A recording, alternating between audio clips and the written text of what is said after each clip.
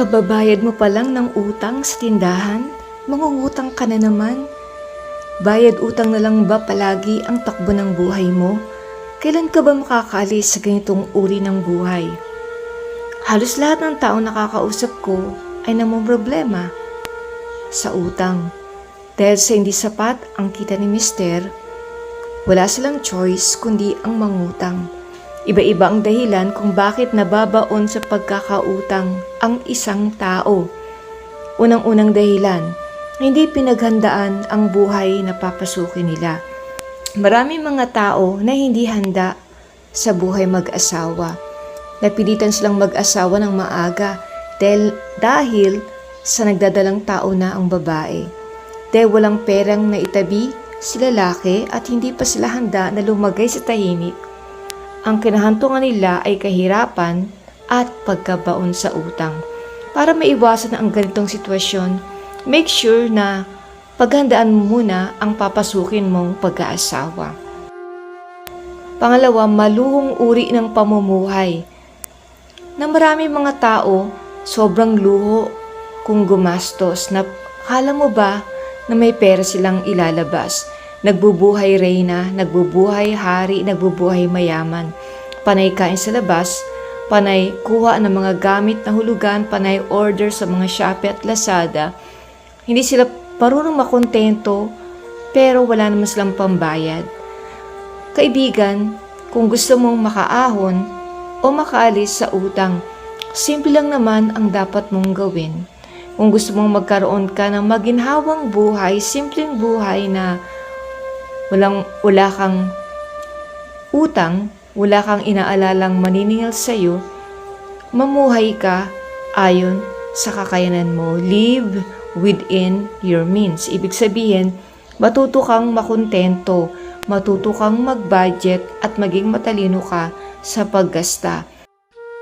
In short, kung hindi mo kaya, kung wala ka namang pera, kung wala kang kakayahan na magbayad, maging matipid ka.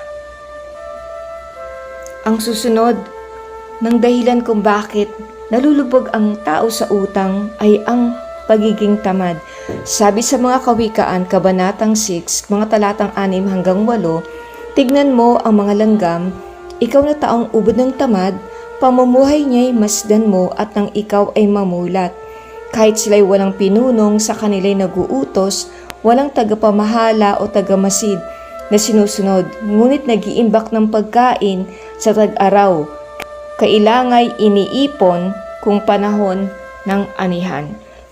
We need to learn from the ants. Ang mga langgam masipag sila, marunong silang mag-ipon, marunong silang magtrabaho. Alam nila kung kailan sila magtatrabaho at kung kailan sila matutulog.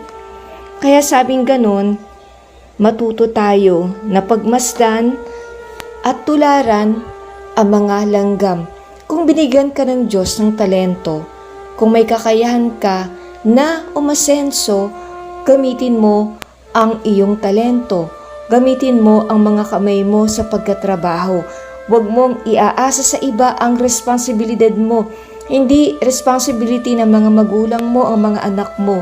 Hindi responsibility ng mga kamag-anak mo na pakainin ang asawa at mga anak mo. I know masakit sa tenga, masakit sa damdamin. Pero kapag maaga mong natutunan ang prinsipyong ito, ang realidad na ito sa buhay mo, na kapag na-realize mo na walang ibang tao na tutulong sa iyo para umasenso ka, kundi ang sarili mo lang, mapapalaya ka sa utang.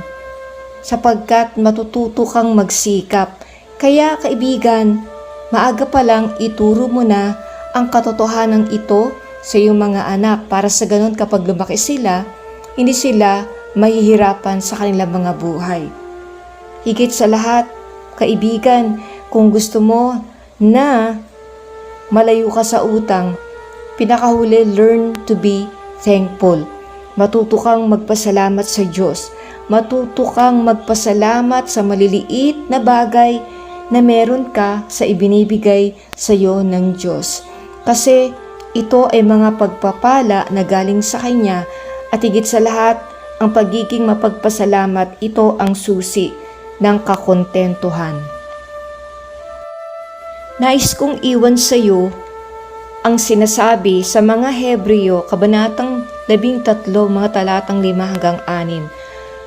Sabi rito, huwag kayong magmukhang pera at masiyahan na kayo sa anumang nasa inyo, sapagkat sinabi ng Diyos, hindi kita iiwan ni pababayaan man. Kaya't buong tapang nating masasabi, ang Panginoon ang tumutulong sa akin, hindi ako matatakot ano ang magagawa sa akin ng tao. Ito ang pinakamahalagang bagay na dapat mong malaman, kaibigan. Hindi ka iwanan ng Diyos, hindi ka niya pababayaan, at siya ang magbibigay sa lahat ng mga pangangailangan mo.